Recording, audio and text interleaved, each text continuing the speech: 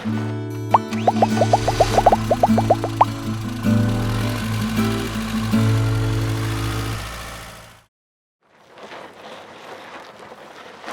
everyone, Will here with the RV Wholesalers Service Department, and today I'm going to be going over how to properly use the battery disconnect, or the importance of using it.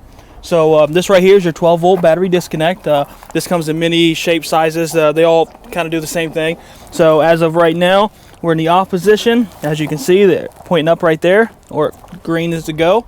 So what that does is that's going to take all the load off your battery. So if you can't before, you know that the battery does drain over time.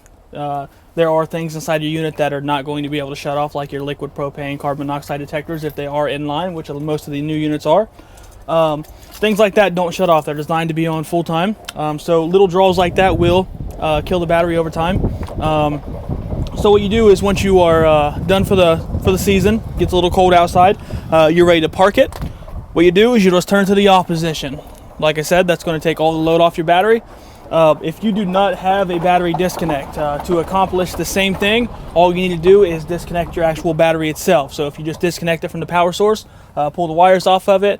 Some people take the battery in their house, or put it inside the unit for that matter. Either way works, just as long as you have the load off the battery. What that's going to do is that's going to keep the battery charged longer, and also the less charges it has to do will make the battery last longer when you're looking at the initial lifespan of the battery itself. So just when you're parking it for the winter time, turn her off.